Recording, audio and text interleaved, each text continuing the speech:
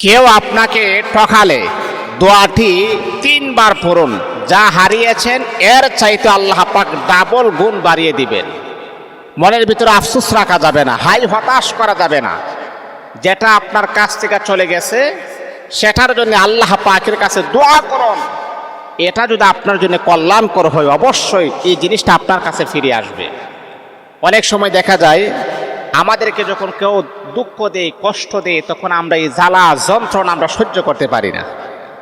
অনেক নারীদেরকে এমন দেখি, স্বামী যখন আমাকে ছেড়ে চলে গিয়েছে, আমাকে ছেড়ে অন্য নারীর কাছে চলে গিয়েছে, তখন আমরা অনেক আপসেট হয়ে যাই, অনেক যন্ত্রণার ভিতরে আমরা পড়ে যাই, অনেক কষ্টের ভিতরে পড়ে যাই।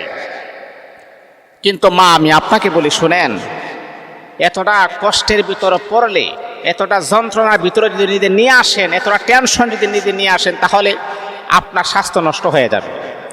আমি আপনাকে বলবো, শুনেন, আপনার স্বামীর জন্য আপনি দোয়া করবেন, আল্লাহ পাক যেন এই খারাপ বাজে অভ্যাস থেকে যেন আপনার স্বামীকে যেন আবার আপনার কাছে ফিরিয়ে দিই।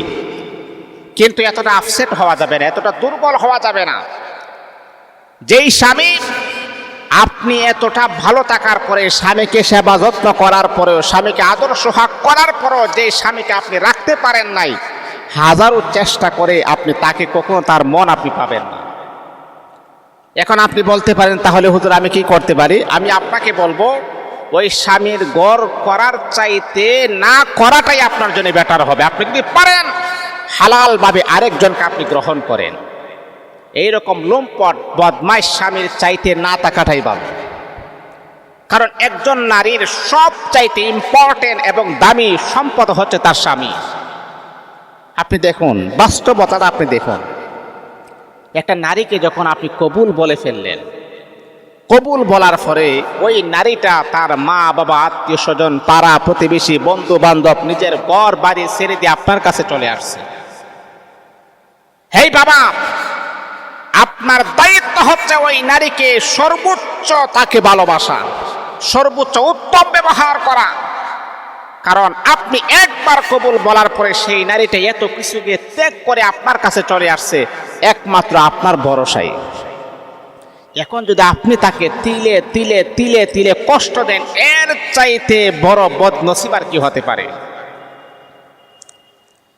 এই জন্য আমার মা বোনেরা শুনেন, যদি আপনাকে কেউ কষ্ট দেয়, কেউ যদি আপনাকে টকিয়ে ফেলে, তাহলে মন খারাপ করবেন না, মনটাকে বারাক্রান্ত আপনি করবেন না, মনটাকে আপসেট করবেন না, দুর্বল করবেন না। তখন আপনি আল্লাহ পাক রব্বুল আলামিনের এই দোয়াটা আপনি 3 বার পড়বেন।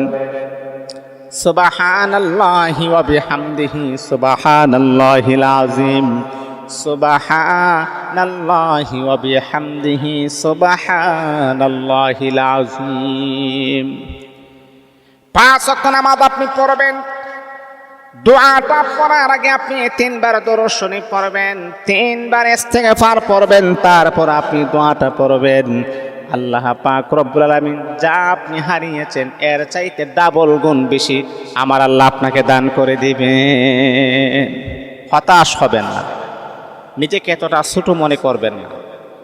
আল্লাহ পাক সব কিছু দেখতেছেন। আল্লাহ আমার সাথে আছেন, আল্লাহু মাআকুম, আল্লাহ আমার সাথে আছেন, আল্লাহ আমার পর্যবেক্ষণ করতেছেন, আল্লাহ আমার সব কিছু আমার আল্লাহ দেখতেছেন। মন খারাপ করা যাবে না, মনটাকে দুর্বল করা যাবে না, মনটাকে একদম উৎফুল্ল রাখতে হবে।